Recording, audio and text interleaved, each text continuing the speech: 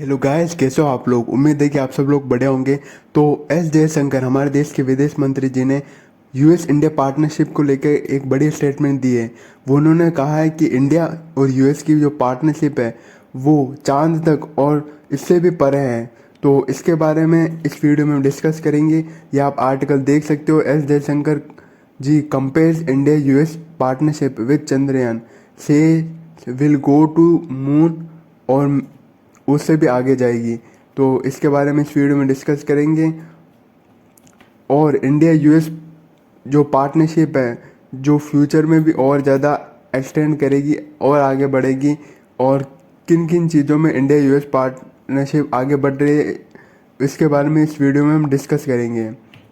उससे पहले आपके लिए आज का एमसीक्यू, कौन सा कंटिनेंट दुनिया का सबसे कम लैंड मास वाला कंटिनेंट है? Africa, Asia, Australia, Europe. और आप इसका मैप या आप देख सकते हो इमेज, मैप की इमेज, तो इसका यूज़ करके भी इसका आंसर दे सकते हो। इससे आपको पता चल गया होगा कि एशिया और अफ्रीका तो लीस्ट कंटिनेंट नहीं है। तो यूरोप और ऑस्ट्रेलिया में से आप बता देना कि कौन सा लीस्ट लैंड मास वाला कंटिनेंट है, और इसका आप कमेंट सेक्शन में आंसर दीजिएगा। वीडियो के मैं एंड में आपको इसका सही आंसर एक्सप्लेन कर दूंगा, कौन सा कंटिनेंट सबसे बड़ा है कौन सा छोटा, ये भी आपको मैं बता दूंगा वीडियो के एंड में। तो वीडियो स्टार्ट करते हैं।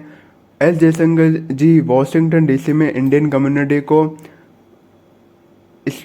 स्पीच दे रहे थे, और उसी बीच उन्होंने ये स्टेटमेंट दिया कि चंद्रयान की तरह जैसे चंद्रयान मून पर पहुंच गया है और इंडिया पहला कंट्री बना है पूरी दुनिया में जो साउथ पोल में लैंड किया हो सक्सेसफुली, तो उसी तरह जैसे चंद्रयान मून में पहुंच गया है, यूएस और इंडिया की जो पार्टनरशिप है वो भी उसी तरह चांद तक है और उससे भी ज़्यादा है। इंडिया और यूएस काफ़ी एरिया में कोऑपरेशन कर रहे हैं, और उन्होंने ये भी कहा कि जो सक्सेस ऑफ G20 है यूएसए के सपोर्ट के कारण इसकी सक्सेस हो पाए हैं, और यूएस ने भी काफ़ी इम्पोर्टेंट रोल निभाया था G20 इंडिया के इवेंट को सक्सेस बनाने में। उन्होंने ये भी कहा है, ये आप उनके स्टेटमेंट की डिटेल दे सकते हैं कि it difficult to put a limit on India US relationship. और उन्होंने कहा है कि जब मुझसे पूछा जाता है कि what do you think this relationship is going, और तो उन्होंने कहा कि ये काफ़ी हार्ड है मेरे लिए भी बताना और इसे डिफ़ाइन करना, क्योंकि ये रिलेशनशिप चांद और उससे भी आगे बढ़ चुका है। और एस जयशंकर सी यूएसए की दौरे पे हैं, और वो यूनाइटेड नेशन की जनरल असेंबली को भी संबोधित कर चुके हैं। और इसके अलावा वो उन्होंने यूएस के जो डिफेंस सेक्रेटरी है उनसे भी मीटिंग की, यूएसए की जो फॉरेन मिनिस्टर है उनसे भी मीटिंग की। आप देख सकते हो यूएस सेक्रेटरी ऑफ स्टेट, उनसे भी मीटिंग की, ताकि यूएस और इंडिया की जो पार्टनरशिप है जो काफ़ी लेवल पर है, जिसे हम आगे अभी डिस्कस करेंगे, वो आगे और भी बढ़ सके। और इसी के चलते पीएम मोदी जी ने यूनाइटेड स्टेट्स के प्रेसिडेंट जो बाइडेन को 2024 के रिपब्लिक डे के लिए एज चीफ गेस्ट इनवाइट किया, क्योंकि दोनों देशों की जो पार्टनरशिप है वो काफ़ी आगे बढ़ चुकी है, काफ़ी एरिया में आगे बढ़ चुकी है। और जब जो बाइडेन G20 के लिए इंडिया आए थे, आपको याद होगा, तब उन्होंने भी यही ऐसा ही कुछ कहा था। उन्होंने कहा था कि वी अफर्म दैट यूएस और इंडिया के जो पार्टनरशिप है वो स्ट्रोंगर हो, क्लोजर और मोर डायनेमिक है इस समय, एनी टाइम इन हिस्ट्री। बिल्कुल, इंडिया और यूएसए की जो पार्टनरशिप है, भारत और अमेरिका आज के समय पार्टनरशिप काफ़ी स्ट्रॉन्ग पार्टनरशिप है दोनों देशों के बीच में। और क्योंकि यूएसए इंडिया को यूएन ऐसी सीट के लिए भी सपोर्ट करता है, यूएसए चाहता है कि इंडिया भी यूनाइटेड जनरल असेंबली का जो परमानेंट सीट है UNSC, United nation security council, उसमें परमानेंट सीट प्राप्त करें। और India middle east Europe economic corridor जो आजकल काफ़ी चर्चा में, और चाइना को काउंटर करने जो बेल्ट एंड रोड इनिशिएटिव है उसे भी काउंटर करता है, तो उसे लेके भी यूएस इंडिया और बाकी सारे कंट्री को सपोर्ट कर रहा है।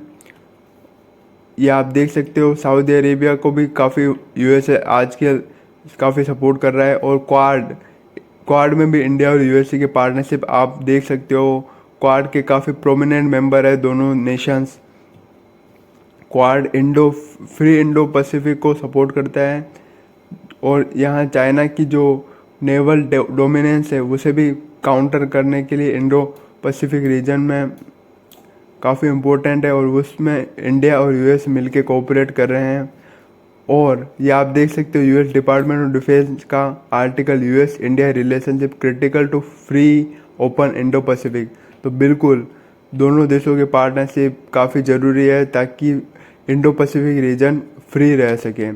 इसके अलावा ग्लोबल बायोफ्यूल अलायंस अभी रिसेंटली लॉन्च किया था, उसमें भी इंडिया और यूएसए की पार्टनरशिप आपको मिलेगी। काफ़ी इम्पोर्टेंट मेंबर है दोनों देश इस ग्रुप का और दोनों देश को फाउंडर भी हैं इस ग्रुप के। इसके अलावा आप मिडिल ईस्ट रीजन को देखोगे तो उसमें भी दोनों देश कोऑपरेशन कर रहे हैं। आपको एक ग्रुप का नाम पता होगा जिसे वेस्ट एशियन क्वाड भी बोलते हैं, जिसमें इजराइल है, यूएई है। तो इन दोनों देशों को आपस में पास लाने में इंडिया और यूएसए भी काफ़ी इम्पोर्टेंट रोल निभा रहे हैं और ये इकोनॉमिक क्वाड I2U2 को इंडिया और यूएसए आगे बढ़ा रहे हैं और ये सब देश कोऑपरेशन भी कर रहे हैं। इसके अलावा डिफेंस सेक्टर हो, मिलिट्री एक्सरसाइज इंडिया यूएसए की आपको पता होगी होती रहती है, जो नेवल एक्सरसाइज है वो भी होती रहती है। और डिफेंस, ड्रोन, जेट इंजन्स और जॉइंट प्रोडक्शन में दोनों देश आजकल काफ़ी मिलके काम कर रहे हैं। आर्टिफिशियल इंटेलिजेंस से लेकर और भी बाकी सारे जो क्रिटिकल टेक्नोलॉजी होती है, 6G हो गई और भी बाकी सारे टेक्नोलॉजी में दोनों देश मिलके काम कर रहे हैं। और बिल्कुल the future is AI। India और अमेरिका की जो पार्टनरशिप है वो अब फ्यूचर है। दोनों देश काफ़ी मिलके काम कर रहे हैं। इंडिया की जो कम्युनिटी है, इंडियन डायस्पोरा है अमेरिका में, वो काफ़ी इम्पोर्टेंट रोल निभा रहे हैं दोनों देशों के बीच रिलेशनशिप को आगे बढ़ाने को। तो आप देखोगे फ्यूचर में इंडिया और यूएसए की पार्टनरशिप और आगे बढ़ेगी और दोनों देश काफ़ी स्पेस हो गया, इसरो, नासा और भी आगे पार्टनरशिप को बढ़ाएंगे। डिफेंस, फ्यूचर टेक्नोलॉजी जैसे आर्टिफिशियल इंटेलिजेंस, ट्रेड हो गया, इकोनॉमी हो गई और भी बाकी सारे पॉलिटिकल एंड इकोनॉमिक आप पार्टनरशिप इंडिया और यूएसए के आगे फ्यूचर में देखेंगे। तो ये आपके लिए MCQ आज का जो था, इसका सही आंसर ये MCQ था, the land mass of which of the following continent is the least. तो इसका सही आंसर है ऑस्ट्रेलिया। ये ऑस्ट्रेलिया इसका सही आंसर है। ये आप 7 कॉन्टिनेंट्स देख सकते हो, लार्जेस्ट टू स्मॉल। एशिया सबसे बड़ा है, उसके बाद में आता है अफ्रीका, अफ्रीका के बाद में नॉर्थ अमेरिका, बाद में साउथ अमेरिका, बाद में अंटार्कटिका, अंटार्कटिका बाद में 6th है यूरोप और सबसे छोटा है ऑस्ट्रेलिया, जैसा कि आप देख सकते हो। Thank you for watching. अगर आपको वीडियो इन्फॉर्मेटिव लगा तो चैनल को लाइक और सब्सक्राइब करें। मैं और भी जियो पॉलिटिकल और वर्ल्ड अफेयर से रिलेटेड वीडियो आपके लाता रहूँगा। Thank you for watching. God bless you all.